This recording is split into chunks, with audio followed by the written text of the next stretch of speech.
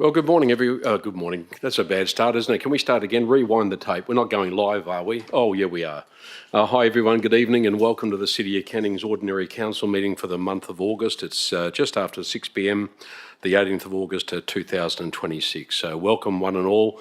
We have the full complement of councillors here with us this evening. Thank you all for your attendance. I just wanted to begin, of course, by declaring the meeting open, which I've done, and acknowledging the Whadjuk people, the traditional custodians of the land, and of course paying our respects to elders both past and present. Can I ask everyone here this evening to please make sure your mobile phones are turned off or at least on silent for the duration of the meeting, and a note that this meeting is being live streamed via the City's YouTube channel. Council meetings are public meetings and any information you provide shall be recorded and may be publicly accessible. The council chambers are not a parliament and parliamentary privilege does not apply.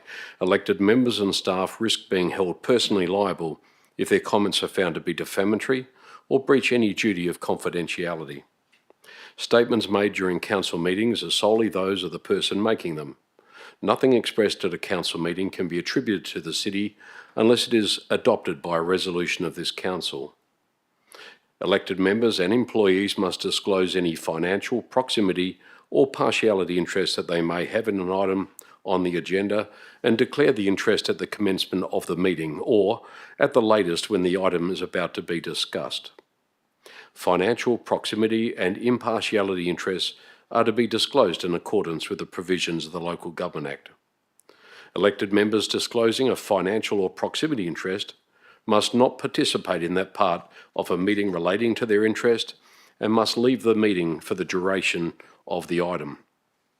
The confirmed minutes of a council meeting are the official record of that council meeting. As required under the Local Government Act, the City does publish a video recording of the meeting. And recordings must not be copied, republished or reproduced without the City's express permission. And lastly, councillors may please to ensure a clear audio recording of tonight's meeting. May I ask that you speak directly into the microphones when addressing the meeting. As mentioned previously, at item 2, attendances, there are no apologies this evening. And similarly, there is no approved leave of absence applications. Disclosures of interest at item 3. CEO Michael Littleton, do we have any disclosures this evening?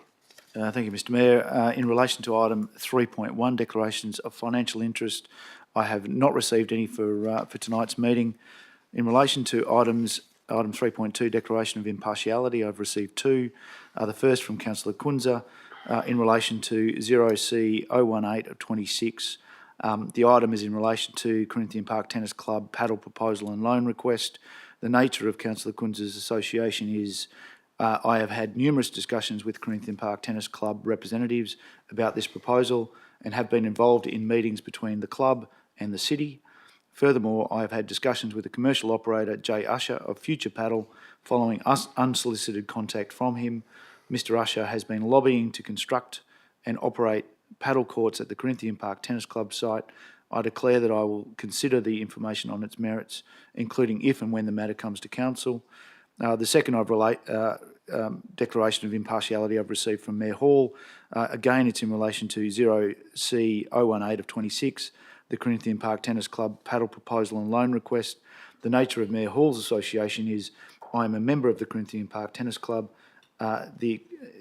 The extent of impartiality under the provisions of the Act, I'm not required to disclose an interest of this nature, but I do so on the basis of transparency. Thank you, CEO. We're going to move to item 4, which is announcements by the presiding member. I did have something, councillors, I just wanted to discuss tonight, and I know it's of interest to you all, but also of interest to the wider community. On July the 2nd this year, just a little while ago, as you would know, the state government announced a significant review of the residential design codes. They're the R codes that cover all residential properties in the city and right across metropolitan Perth. The proposed reforms aim to increase housing supply by simplifying development standards, facilitating additional subdivision opportunities and reducing approval times. for residential development. It's important that our citizens understand the impact of those changes and what that might bring. And I guess we're playing a little bit of catch up and we're trying to actually unpick that ourselves. It's not only important to understand them, I think it's vital for the future of the city.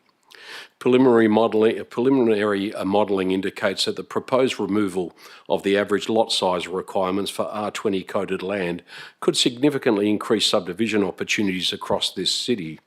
The city has approximately 13,600 existing R20 coded lots, under the current average lot requirement of 450 square metres. These lots have a potential subdivision yield of about 15,000 lots. Under the proposed, still under review, under the proposed 350 square metre average, the potential yield increases to about 22,400 lots, representing upwards of 7,000 additional lots and dwellings across the city. For context, the state government estimates the change could enable over 50,000 existing properties to be subdivided across the Perth metropolitan area. A lot of those are here in the city of Canning. And of the city's 16 suburbs, the majority of the affected properties are in Willerton, where there are thousands of properties, Parkwood, Ferndale and Canning Vale, where the amenity and character of those suburbs may be permanently changed over the coming years. What does that mean for you? Well, for me, I'm really concerned about the possibility of wholesale loss of tree canopy on private property. This city and this council is working so hard to increase our tree canopy, and we're actually investing millions of dollars of your ratepayer funds to do so. Yet these changes may have the potential to wipe out the gains we've already made. Only the state government has the legislative ability to impose protections for trees on private property. Local governments have a limited ability to do so. I'm also concerned that the potential addition of somewhere up to 10,000 new properties will cause significant parking issues in quiet suburban streets and may dramatically add to the number of cars on local roads. But most of all, I'm concerned for the future of our primary schools. I'm not an economist, but I foresee that property prices driven by high demand may increase exponentially in certain sought-after suburbs. Willerton is one such suburb where the median price of a house has already exceeded $1 million because of the popularity of its local high schools. Those prices are already driving young families out of the area. The evidence can be seen at Burrendar Primary School, which is experiencing an alarming fall in pupil registrations. And I'm pleased Councillor Shen Sekon sits on the board of that school. In 2022, Burrendar Primary School had 660 enrolled students. The number in 2026 has fallen by published results to about 450. That's a significant change in registrations, and it tells me at least anecdotally, that young families are being priced out of areas like Willerton. That's a real tragedy for the city of Canning.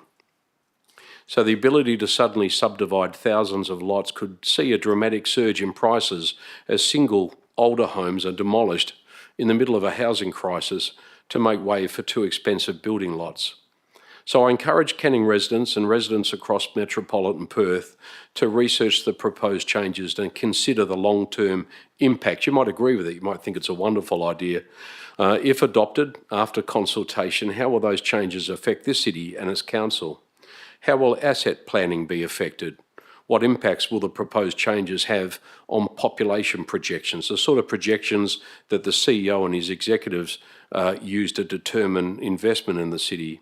How will this city deal with the thousands of trees planted on suburban verges, which may need to be removed to make way to accommodate for driveways for these up to 10,000 new properties? Which policies will be potentially affected, and what will be the impact to our very first council plan, which is a long-term strategic planning document adopted by us just a few months ago? At this stage, the proposed review of the residential design codes remains subject to further stakeholder engagement and public consultation. Proposed changes arising from the review are expected to be released for public consultation later this year, in late 2026.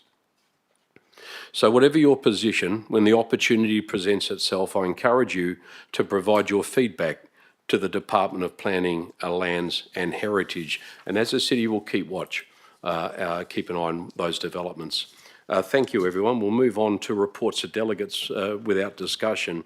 Does any member wish to table a delegates report this evening at item 5? None. Thank you very much. At item 6, question time for the public. Responses to previous questions which were taken on notice at item 6.1, there are none. Questions from the public. I open public question time right now, the time being 6:12 p.m. The time set aside is 15 minutes, which may be extended if necessary. For recording purposes, if you do have a question, please state your name, come forward and then proceed to ask your question. If an answer cannot be provided at tonight's meeting, the question will be taken on notice and an answer will be provided at the next ordinary council meeting. In accordance with policy ADO2, members of the public who have registered any questions for the city's administration shall be called upon in the order in which registrations were received, and written questions will precede verbal questions. I understand we haven't received any registered questions, nor have we received any written questions. Does anyone wish to ask a question from the floor? And if not, we shall move on. Thank you. We shall then close public question time, still being 6:12 p.m. And the first item before we move to deputations will be the confirmation of minutes. That's at item 7, councillors, the confirmation of minutes. The officer's recommendation is that the minutes of the ordinary council meeting held back on the 21st of July in 2026 be confirmed as having been circulated. The recommendation is on page don't have the page number here actually, but is also on screen. Can I have a mover, please, for the first item of this evening? Councillor Kunza, thank you very much. A seconder? Councillor Rodriguez, you've got your hand up. Thank you very much. Let's put that item to the vote. Thank you.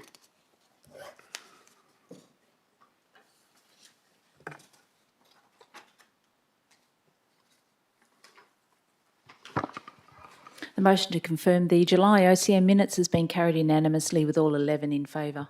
Thank you, Governance. We move on to item 8. At item 8.1, petitions. There are no petitions this evening.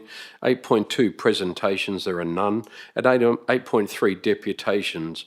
A deputation has been approved for Mr Denzil Morrell of Willerton regarding report OC 018 of 26, and that's the Corinthian Park Tennis Club item, Padel proposal and a loan request. Denzil, would you like to come forward, just introduce yourself to council, please? And you have up to 10 minutes to make your deputation. Thank you. No worries, thank you.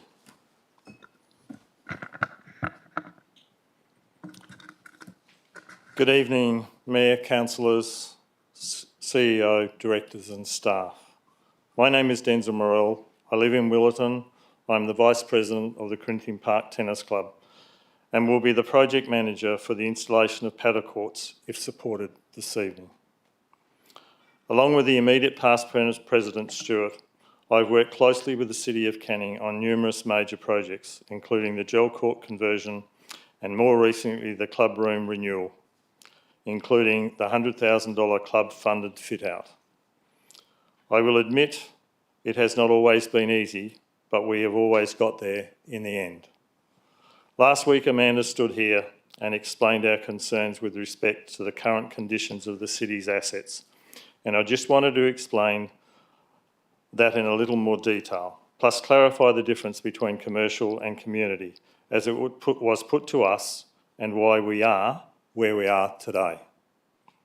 For background, we approached the city and met with staff in March about a paddle proposal that we received from a commercial operator. The operator proposed to build and employ staff to manage the courts at their expense. They would pay rent on the area they used. They would keep the profits generated. This was a commercial entity who had similar operations in Perth metropolitan area. As the courts would be within our leased area, it was anticipated a sublease arrangement would be appropriate. Your CEO advised us that this option was not impossible, but was complicated and not the preferred option to the city. In summary, in his opinion, this option commercialised our community facility and club, We took that feedback on board and understood his concerns. Your CEO provided another option where the project would be fully supported, pending statutory approval, if funded and managed by the club, i.e. are non-commercialised. I believe you have been sent the correspondence our club received from the city that supports this. Based on this conversation, we ceased engagement with any potential commercial padel operator and explored the self-funded, self-managed delivery of padel as preferred. This is why we are here today, albeit a little perplexed. Because despite self-funding and self-managing as per CEO's preference, he still defines the project as commercialisation of community club facilities. I'd now like to talk about current condition of the city's assets. We, the club, were told in 2018 the roof that predominantly covered the community hall was at end of life and the city would be replacing or renewing it soon. It didn't happen. Shortly after, we started to experience issues with the roof that covered our club rooms. It was discovered the issue was with the main roof, which was spilling over to ours. We followed up with the city several times and were told again it would be replaced next year. Next year came and went several times, and still today the existing roof stands. We commenced discussions with the city in 2024 regarding our club room renewal, and long story short, we were given the impression the roof replacement would form part of these works. It didn't.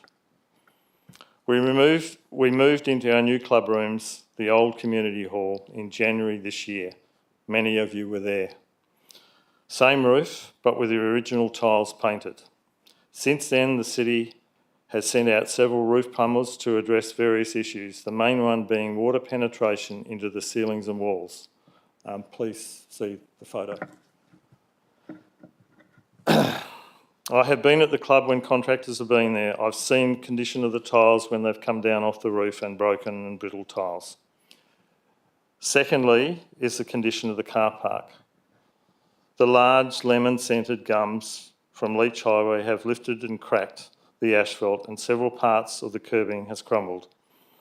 While we appreciate there are likely several car parks within the city, the wear and tear of our car park is predominantly due to the more than 50 years of community hall users. And you just scroll, oh, sorry.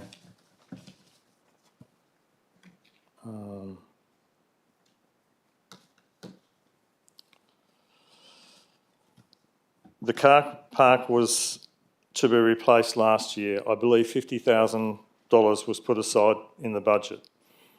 Attached to some photos I took last week showing the damage and the portion of the car park that was resurfaced last year. As you can see, $50,000 didn't go very far at all. The car park is a public car park. It is often used by council residents and commercial vehicles. Finally, our external fencing.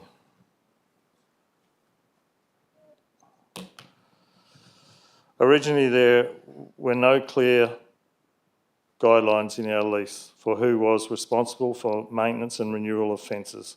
However, the city for many years repaired and replaced damaged parts of the fence either through their staff or contractors. It wasn't until last round of lease negotiations that a specific clause was put into the draft lease that required the club to take on this responsibility. This was removed with our gratitude by council late last year. You will see posts are rusted through and meshes being held together with wire and tyres.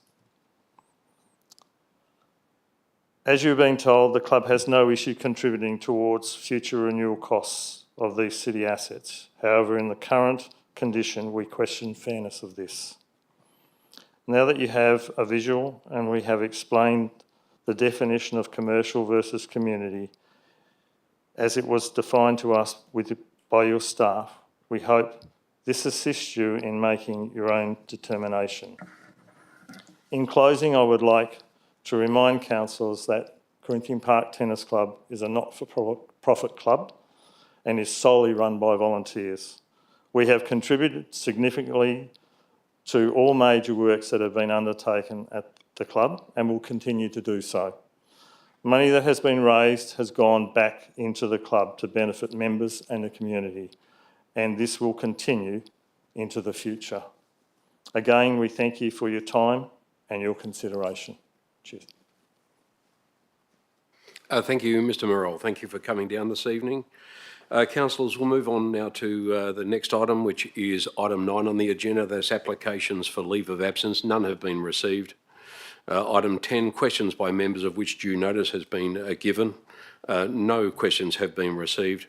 At item 11, items brought forward for the convenience of those in the public gallery. I will bring forward the Corinthian Park item, which is OC 018 of 26 councillors. So that will be brought forward. Governance are aware of that slight change. So that will be the first item that we'll be dealing with in just a moment. Item 12, reports of committee meetings. There are none. So we will go to the first report, and that will be the report just mentioned. Just let me find my page here just for one moment, sorry. It's OC 018 of 26, Corinthian Park Tennis Club, Padel proposal and loan request. The items under the responsibility of the Director of the CEO, Mr Michael Littleton. Councillor Kunzer and myself have declared an impartiality interest in the item. The recommendation is on screen, at least most of it, and also appears on page 66 of tonight's agenda. Can I have a thank you? Councillor Kunzer will be the mover for the item. I'm happy to second it from the chair. Councillor Kunzer. Look, thank you, Mayor Hall. Look, I speak in favour of the officer recommendation.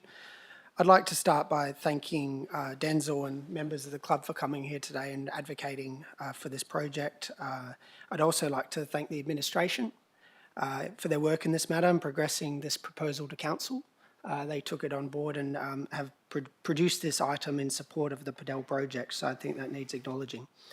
I appreciate that the provision of a City of Canning loan to a community group might be a new concept to some people here, but it's important to know that it's not a new concept in the City of Canning. In fact, the City of Canning has a proud history of providing loans to community groups for over 50 years. Both the Linwood Ferndale Football Club rooms and the neighbouring Riverton Scout Group Hall at Ferndale Reserve were built by the then community with a loan from the City of Canning, which they paid back. The Rossmont Bowling Club was able to install their magnificent roof over their main green many decades ago, thanks to a loan provided by the City of Canning. They paid it back. More recently, we've provided loans to both the Willerton Bowling Club and the Willerton Basketball Association, both of which are still being paid off, so that those respective groups could fund important infrastructure projects that they have delivered for their residents, for our residents. It is critical to note that no precedent is being set here tonight by agreeing to this loan. That precedent was set a long time ago. The city has a proud history of supporting its community organisations by providing loans. We even have a recent history of providing loan facilities where the club was unsure of the final capital cost. The Willerton Basketball Stadium, in addition to receiving a $2.2 million grant from the City of Canning, also received access to a loan facility for 2 reasons, one of which was to help the club with cash flow issues during the stadium expansion project to avoid potential periods of insolvency. We also provided a loan of up to $800,000 to help cover the fit-out costs. $285,000 was drawn down. We should celebrate that community groups utilising our facilities are seeking loans as a principle. We have a finite financial capacity as a local government to fund infrastructure projects, and so if there are groups proposing to better their facility or provide services that would otherwise need to be funded by taxpayers or ratepayers, then that should be celebrated as it helps more money go around. In this item, the Corinthian Park Tennis Club has raised a significant sum of money themselves, and that should be applauded. They have also received a grant from Tennis West and are now seeking to borrow the outstanding sum to fund these paddle courts that will not only bring in additional revenue, but will bring a different cohort of people to the club and hopefully help this 52-year-old club into the future. This is an important aspect as the club wants to attract new people to the club and its facilities to provide a sustainable future. The club is not seeking a single ratepayer or taxpayer dollar towards the project and will not only be paying the city back with interest, but will also forfeit its ground subsidy if the conditions are accepted. By providing this loan and supporting the Padel project, the city will also save up to $180,000 over the life of the loan and more into the future by no longer paying the ground subsidy. This is a great financial outcome for the city. We have the financial capacity to offer the loan, and there's no reason not to back the club to help it deliver its future through this project. This is a volunteer organisation that is seeking to better itself. It has identified an opportunity to pursue a more sustainable future, and I hope we do that here tonight. In saying that, I do have a concern with part 4 of the officer recommendation pertaining to the renegotiation of the lease, and I just want to propose an amendment. I'll just wait for governance to get the amendment up on screen.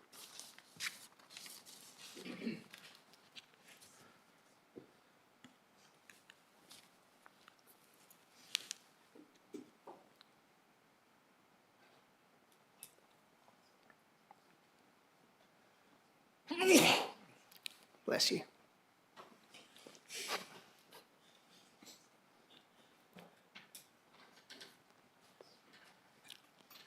Councillor Kunzer, I'll just ask you to actually just read through what's actually on screen and ensure that's in alignment with your proposed amendment. So I'd read that council in August 2028 and subject to review of the verified 27-28 financial statements outlining the revenue projections for the Corinthian Park Tennis Club, including the Padel facility, considers a variation to the lease agreement in respect to, but not limited by the following: an ongoing maintenance agreement, sinking fund for reinvestment into the Corinthian Park Tennis Club facility, and a ground subsidy.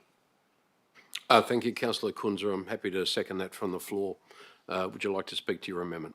Look, I'd like to start by apologising both to Council and Governance and the CEO for the late notice, but I also want to say thanks to Governance and the CEO for your support in wordsmithing this. I've been away and didn't have the time to get it correctly written and circulated, but it's relatively simple and I'll explain why. I've moved this amendment because I have concerns with what's been proposed with the variation of the lease agreement at this point in time, based on the potential profitability of the Corinthian Park Tennis Club with its Padel facility.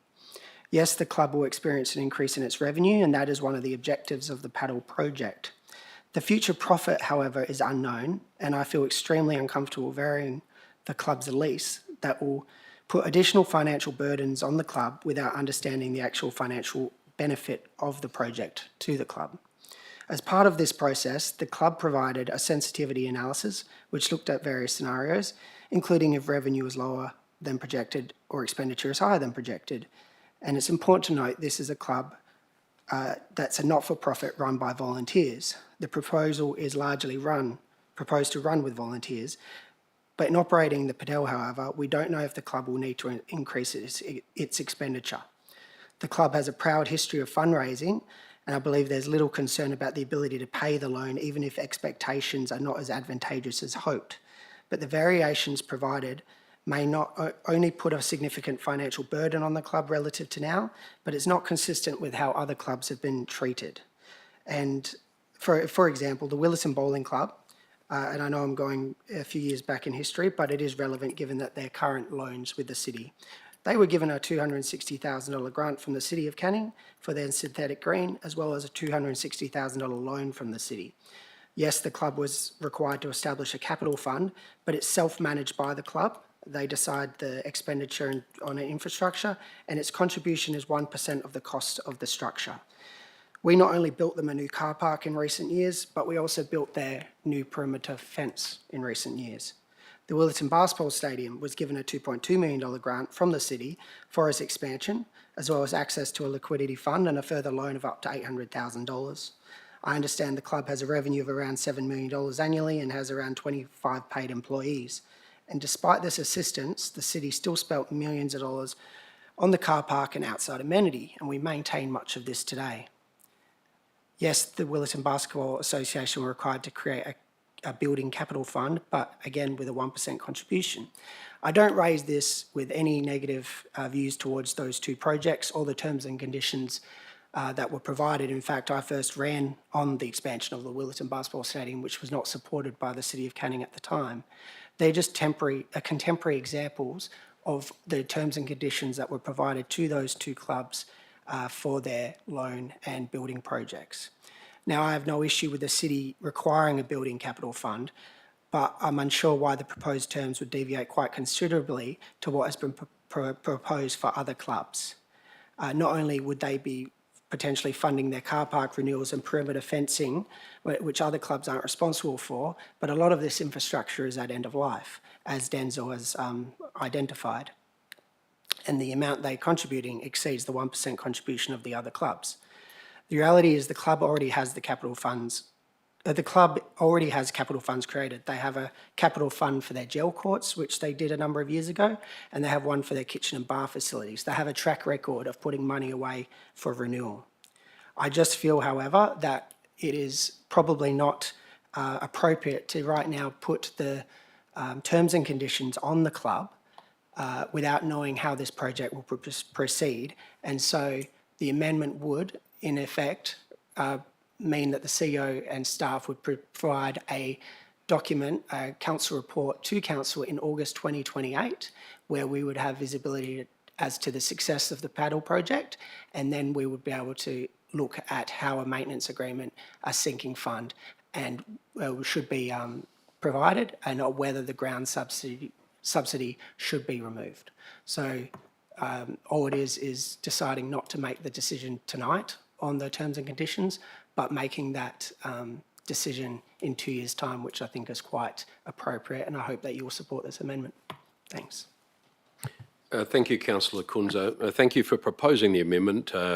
You would know from the discussion at the AB last week, I had some reservations in relation to the item and felt a bit uncomfortable about aspects of it, and I think that was a sentiment actually shared by a number of councillors. So I'm pleased that this is a really pragmatic way forward that makes some sense to me. There was some discussion in relation to the amount of money that the club actually has on hand at the moment.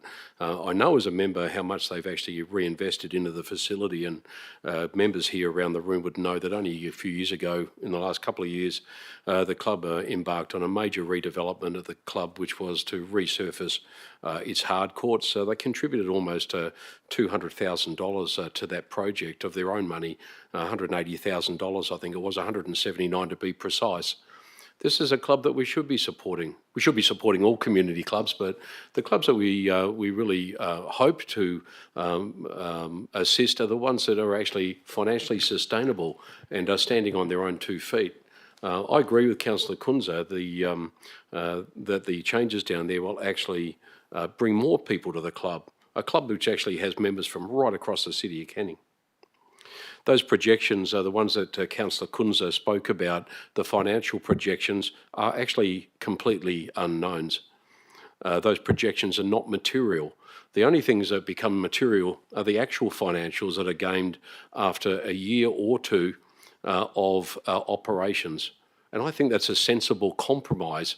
The council's decision on variations to the lease should be evidence-based, and that evidence will be whether or not those projections were actually real, and whether they have actually materialised at all.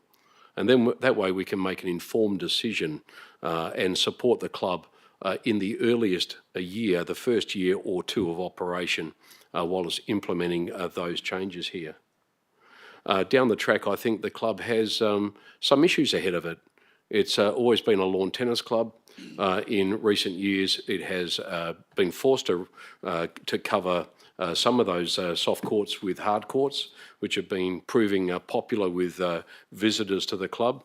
But with climate change being a real thing, I think over time, in our lifetime, we're going to see a lot more of those courts down there converted to hard court.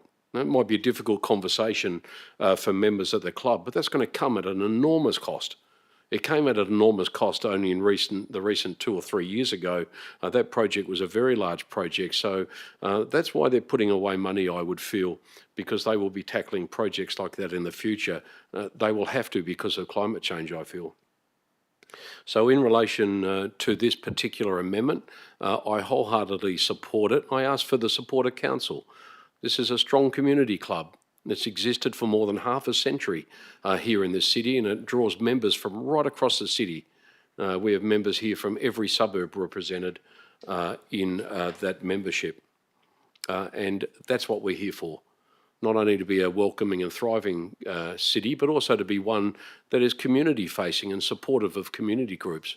And we've got an opportunity to demonstrate that tonight. As Councillor Kunza said, they're just proposing to borrow the money from us and they're paying it back with interest added. I don't think there's too much to ask. We've done it before. But in respect of the amendment, I speak strongly in favour of it. I hope it will be adopted. It seems to be a sensible compromise, and I thank the CEO for working with Councillor Kunza to arrive at this position. Thank you. Councillor Page, yes. Thank you, Mayor Hall. Just a question or clarification about the amendment itself, because it's obviously the first time seeing it. It doesn't exactly clarify considering a variation to the lease agreement.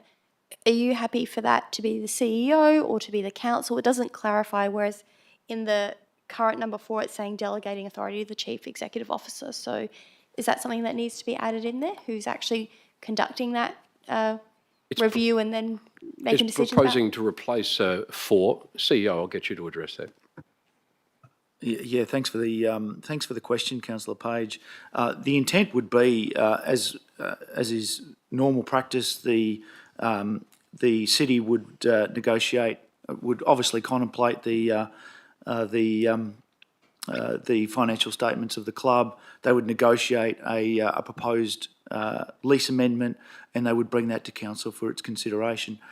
So that is the intent of the amendment as stated. So it still comes back to council, of course. Yep. Thank you for that clarification. Thank you. Does anyone wish to speak against the amendment or speak in favour of it? Councillor Bain, Deputy Mayor Bain, thank you. Yes, thank you, Mr Mayor. Yes, I very much speak in favour of the amendment and thank Councillor Kunza for putting it forward. I'd just like to echo the sentiments that you expressed, Mayor Hall, about the projected revenue from the paddle courts, and just to reiterate that it's a projection, that is a forecast of what may happen. I mean, I've tried to, over the last few days, just wrap my head around it all, and I've talked to the CEO a couple of times via phone, and I've visited the facility, the tennis club on Sunday as well. And always in the back of my mind is what happens if the revenue isn't what is anticipated or forecast, for whatever reason that might be. And I definitely wouldn't want to see, and neither would council, see the club in any sort of financial trouble, and neither does the city talking with the CEO.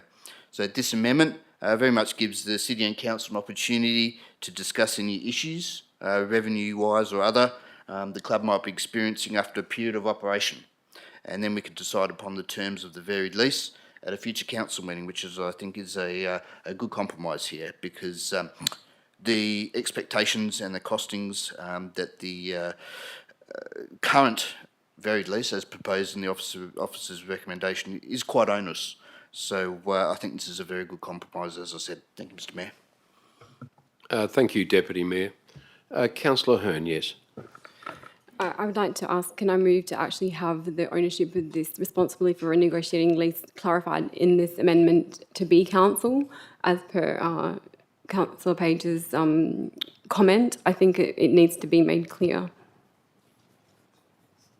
that it returns to council in August 2028. I'm just the recommendation is that council 1, 2, 3, and now if this amendment is supported, 4, so that council in August 2028 and subject to a review of the verified 2027-28 financial statements outlining the revenue projections for the Corinthian Park Tennis Club, including the paddle facility, considers a variation to the lease agreement.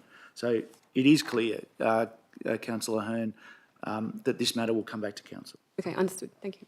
Thank you. Thank you, Councillor.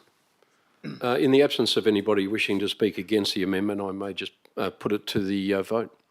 Thank you, councillors. We'll put the amendment to the vote.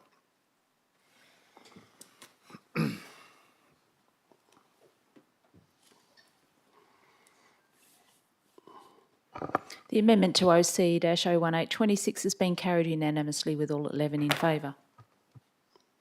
Thank you. The amendment has been adopted, as you heard, unanimously by Council, and now becomes part of the substantive motion. So thank you, Council. Councillor Kunza put the motion, spoke to it in favour of it. I seconded the motion. I'll speak just briefly in relation to the motion proper, which I support. Only to reiterate what Councillor Kunza has said, almost in its entirety, in fact, in its entirety. I think this is a really wonderful opportunity for the city to show its support of another community club. We've had opportunities like this before. Just in my time on council, I've been so pleased to be part of a council that supported the Willerton Basketball Association, the Willerton Bowling Club, football clubs, Bentley Cricket Club. I mean, we have a history of showing support for our community clubs, and that's what we should be. We should never forget why we are here and who we are. And not only are we, as I said, a welcoming and thriving city, but we are also a community-facing organisation, and the reason we are here is to work on behalf of our community, and I think there's an example here that we can take away from this. Thank you to Councillor Kunza again for proposing the amendment. I do feel with this that we have reached a compromise. We place the matter back into the hands of the CEO to deal with the club and come back to us in 2028 with variations to the lease if deemed required. And I look forward to that item coming back to council at that time. So I would ask council to please support what we have in front of you. It's and not to overcomplicate it. I think I really appreciate questions, and I got a bit caught up in this item myself at times, but we're simply being asked to agree in principle to loaning the club up to $600,000, which will be paid back by the club with interest, and that's about what we have been asked. Would anyone else like to speak on the item or against the item? I'll invite anyone to speak against it if they would like to. Councillor Page. Thank you, Mayor Hall. I'm speaking in favour of the item. Okay. Whilst paddle courts were not considered as part of our community infrastructure strategy as something that the city requires, it does present a good opportunity for Corinthian Park Tennis Club and the City of Canning. All investments carry risk. However, the city does feel comfortable that the risk is a balanced one to enable the growth and security of Corinthian Park Tennis Club. This is discretionary spending, but I believe the terms are fairly reasonable and fair and can be renegotiated depending on how the finances actually come about once the project is completed and running. So yeah, thank you. Thank you. I asked earlier if anyone wished to speak against it. No one did. Oh, Councillor Ross, would you like to say a few words before we close? Yes, just wanted to speak for the motion as well, and just applaud the tennis club for running a very successful not-for-profit with what's clearly loyal, skilled and passionate volunteers.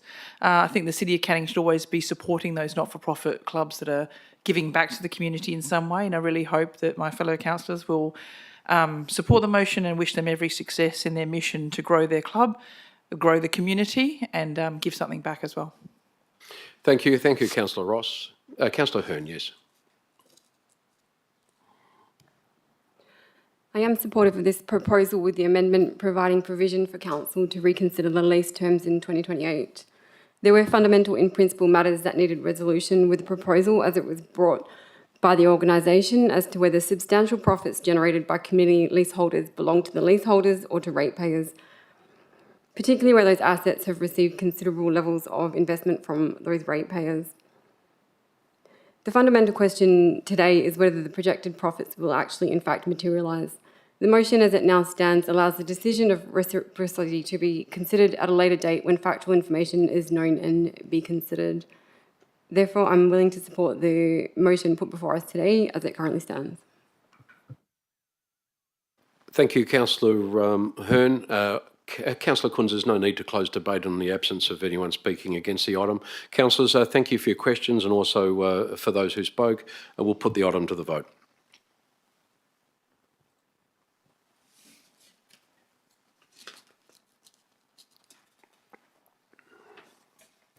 The substantive motion is amended for OCO 1826 has been carried unanimously with all 11 in favour, and that is an absolute majority. Thank you.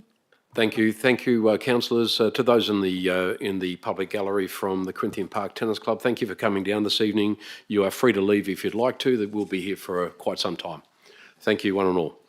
Councillors, we move on to item 13.1, still under the directorate of Mr Michael Littleton from the Office of the CEO. It's OC 014 of 26. It's the initiate review of standing orders local law. The officer's recommendation, which is in two parts, appears on screen, also on page 8. I've just got to read a preamble in relation to this, and that is that the purpose of the City of Canning Standing Orders Local Law 2015 is to prescribe the rules and procedures for the conduct of council and committee meetings, and the effect of the City of Canning Standing Orders Local Law 2015 is to facilitate the orderly and efficient conduct of the City's council and committee meetings. Can I have a mover, please, for that item? Councillor Page, thank you. A seconder. Deputy Mayor, was that you? Thank you, Councillor Page. I support the officer's recommendation and do want to note that we are doing this review, not proposing any changes at this time because we are anticipating some quite big changes in the coming years, so we don't want to do all that work to have to redo all that work again. So I support the officer's recommendation. Thank you. Thank you, Councillor Page. Deputy Mayor, anything further to add? Nothing further to add, Mr Mayor, other than I support the officer's recommendation. Thank you. Thank you, councillors. We'll put the item to the vote.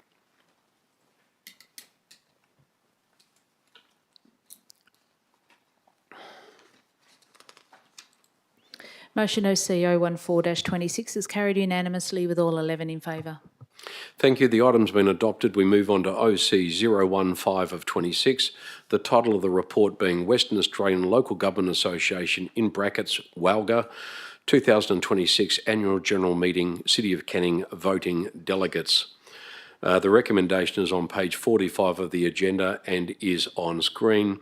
We have had two nominations. They are myself and Deputy Mayor Bain as the voting delegates. I'll be there anyway in my capacity as a state councillor. And governors, have we received any proxy voting delegates? From Councillor Smith, Councillor Second, Councillor Ross. Just let me read my script. I should have gone there. Oh, there we go. Councillor Ross and Councillor Second are our voting proxy delegates. Thank you very much. I think we've settled that. Unless anybody else wants to go head-to-head in a battle for a spot at the WALGA conference. No, everybody happy with that? Thank you very much. I just need a mover for the item. Thank you, Councillor Page, and a seconder. Councillor Shen Second, thank you. Let's put the item to the vote.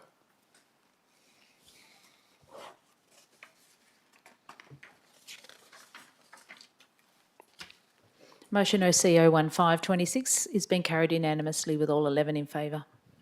Thank you. The next item is OC 016 of 26. It's the new lease to the Canning Art Group Incorporated at 72 Riley Road in Riverton. The officer's report is on screen. It also appears on page 52. Can I have a mover, please, for the lease? That would be Councillor Kunza. Thank you. And a seconder, Councillor McCorkle. Councillor Kunza. Thank you, Mayor Hall. I speak in favour of the officer recommendation. Look, I'm delighted to see this item finally come before council, and I just want to thank staff for their work in getting it here. It's been a long time coming. The Canning Arts Group has been in a state of limbo for quite some time, as the city has been a bit on and off with its determination of the larger site, given the strategic nature of the larger land parcel, apologies. Regrettably, despite the strategic and good intentions of the city, it's left the Canning Arts Group in a state of limbo, not only not knowing their future, but investment has been made to the level required. I'm very happy to see that investment coming. I recently passed on my thanks to Director Bowe and his team for resurfacing the car park. And if you saw the before and after photos, you'd probably understand the lack of investment in recent years. And it's good to see the city is now clearing that list of outstanding work to help improve the facility for its users. I'm also pleased to see in this report the lease arrangements change, and it's good to see it's been done in a positive and agreeable, constructive manner. The Kakua model was a unique one, and one that sometimes disadvantaged the Canning Arts Group, who not only made up the majority of the users and the members, but also the funds contributed to the model. This new model will ensure, in terms of the lease, will ensure that all user groups are provided for, but also remove the bureaucratic challenges that existed under the old model. I'm thankful again to staff for getting this here, and the committee members of CACUA and CAG and the other relevant groups for their positive approach. Thank you, Councillor Kunza. Councillor McCorkle, have you got anything you'd like to add? Obviously, also in favour. Just a special mention to my colleague Ben. That followed up with the resurfacing and Director Bo and the team. Thank you so much for that. It's a fantastic job. Nothing really further to add. Thank you, Councillor McCorkle. Does anyone wish to speak against the item? Let's put it to the vote. Thank you, councillors.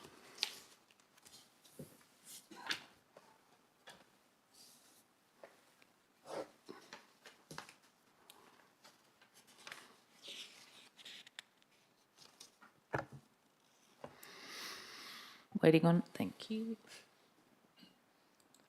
Motion OCO 1626 has been carried unanimously with all 11 in favour. Thank you, Deputy Mayor and councillors. We shall move on to OC 017 of 26. This item is the Castledare Development Deed of Gift, proposed lot 9002 Castledare Place in Wilson. The item, which is in two parts, appears on page 59 of tonight's agenda and is currently on screen. Do I have a mover for the Castledare item?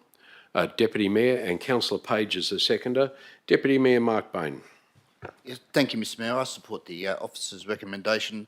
The gifting of the land parcel will make sense for both parties, that is the city and the developer.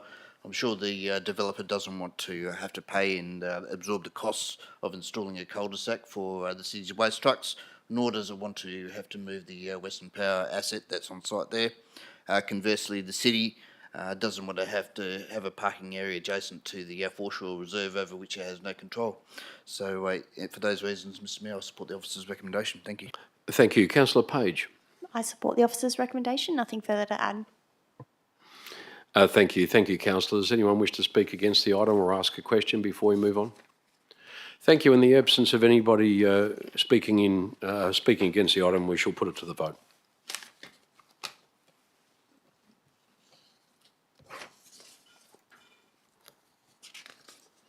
Motion OCO 1726 has been carried unanimously with all 11 in favour. Thank you, Governance. Mr Nelson Maurizio, the Director of Corporate and Commercial, is responsible for the next two items, the first of which at 13.2 in the agenda is CC 011 of 26. The title of this first report is the Monthly Financial Report for back in June 2026. The recommendation is on page 75 of the agenda and appears on screen. Are there any questions in relation to the Monthly Financial Report from back in June? None, thank you. Can I have a mover, please, then? I'll move it from the chair. Seconder, Deputy Mayor, thank you. I propose we put it straight to the vote then. Thank you.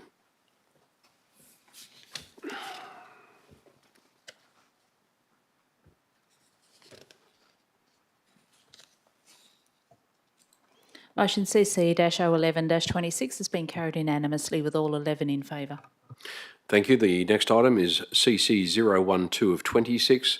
The title of the report, Projects Carried Forward from 2025 and 2025 to 26.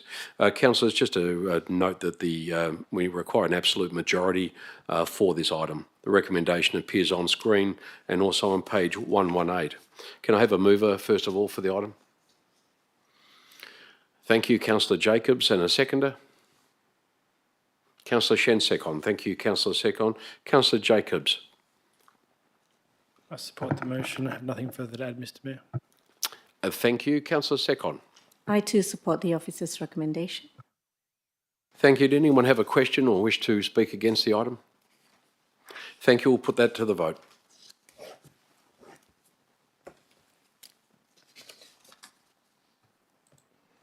Motion CC-012-26 has been carried by absolute majority with all 11 in favour. Thank you. The next item is item 13.3 on the agenda. It's from the Directorate of Mr Graham Bride, the Director of Planning and Development. It's PD 009 of 26, the adoption of policy CS 05, title being Reward for Information Resulting in Successful Prosecution. The recommendation appears on page 129 of the agenda and is also on screen. I'm happy to move the item since it comes from a notice of motion proposed by myself. Can I have a seconder, please? Councillor Secon. Thank you very much, Councillor Secon. Councillors, I'm just going to speak very quickly on the item. I want to thank you all for your input. I know there's been a lot of discussion over the last couple of months since the notice of motion was actually put, and with good reason. I think the policy, well, I know the policy we've come up to, thank you to Shane Mallon and staff who have crafted this for us and brought it to us at SIBS, and then gone further than that to ask for further feedback on the item. And some of that was even proposed just recently. You'll note, councillors, there's been a proposal to remove the $20,000 cap, and I'm talking about the budgetary cap on this at $20,000. And the only reason that was proposed and supported by staff was the fact that we have capped rewards at $5,000. I don't think we're going to be inundated.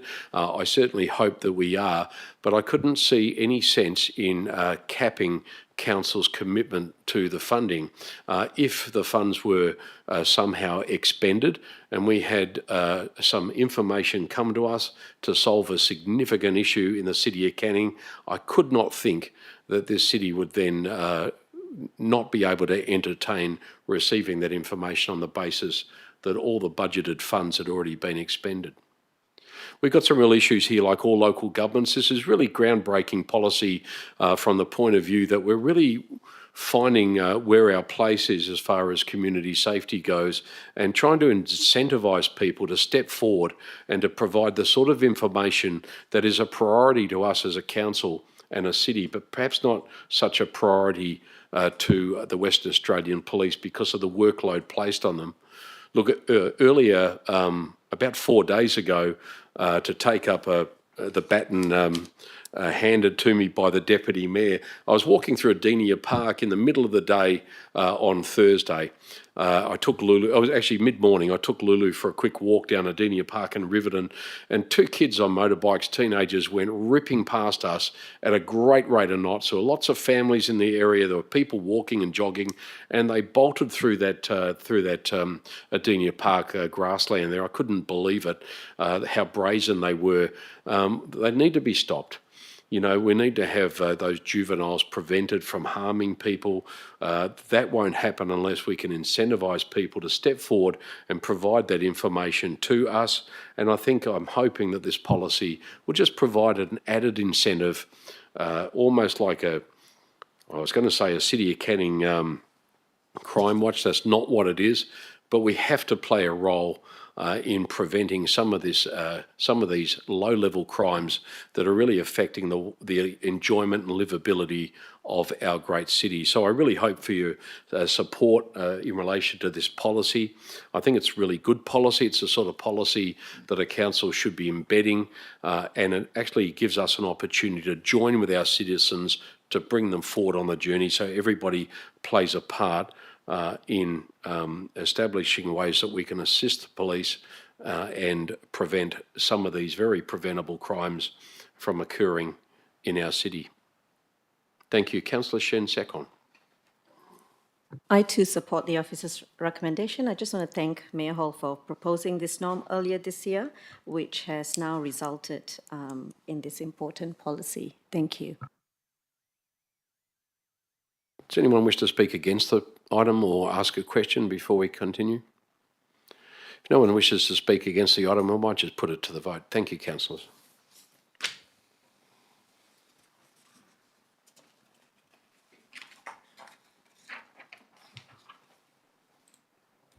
Motion PD 00926 has been carried unanimously with all 11 voting in favour.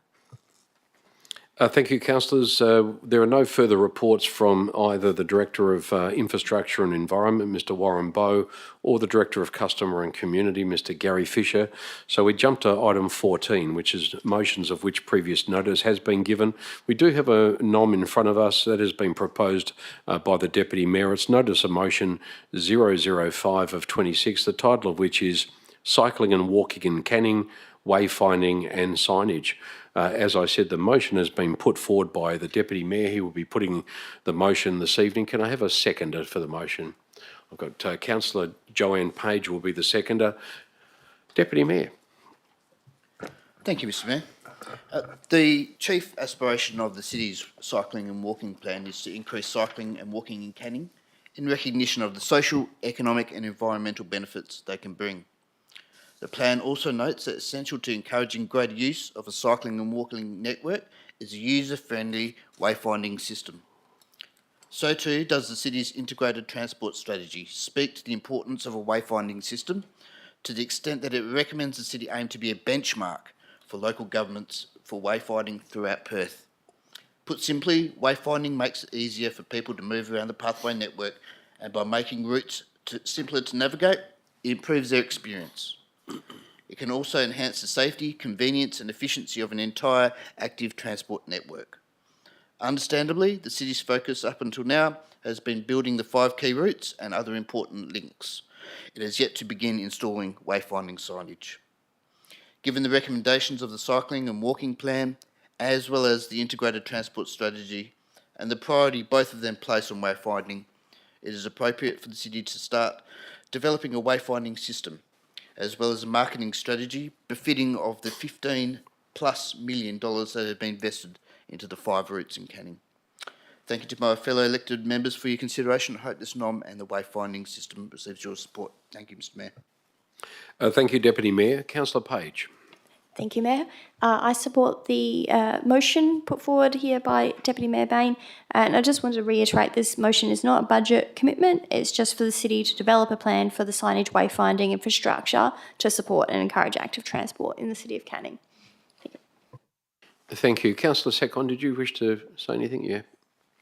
Yeah, I too support the motion for cycling and walking, wayfinding and signage, as it aligns very closely with the work I've been advocating for around school safety, safer school zones, reducing vehicle speeds around schools and creating environments where children feel safe to walk or cycle to school.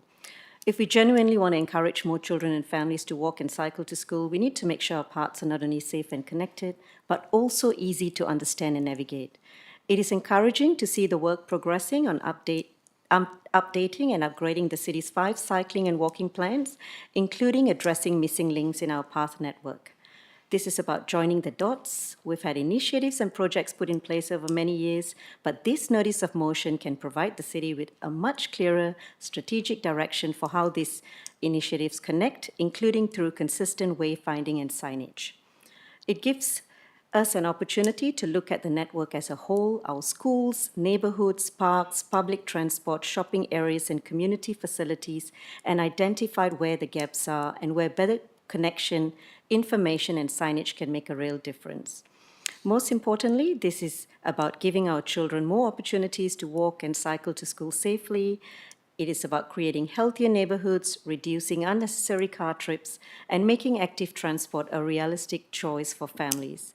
I support this notice of motion and commend Deputy Mayor Mark Bain for bringing this initiative forward and commend the city staff for taking on board the suggestions.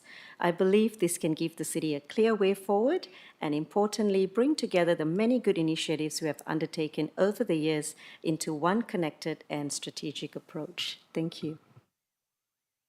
Thank you, Councillor Secon. Does anyone wish to speak against the item? I'll just speak quickly in favour of it. Well done, Deputy Mayor. Good to see that as I expected, the city itself has supported the notice of motion. I look forward to the update coming to a strategic issues briefing in relation to the walking and cycling plan, and I look forward to the developed plan coming to us at some stage for our consideration. I look forward to the work being done by our city to present that to us in due course. So thank you for presenting that tonight. In the absence of any dissent, we shall put it to the vote.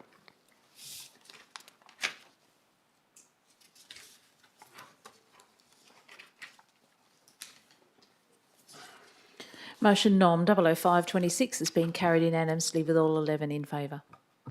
Thanks, Council. At item 15, urgent business, there is none. At item 16, confidential matters, similarly, there is none. And at item 17, closure, there being no further business, I now declare the meeting closed at 7:06 p.m. I'd like to thank everyone for their attendance here this evening. Thank you, one and all. Good night.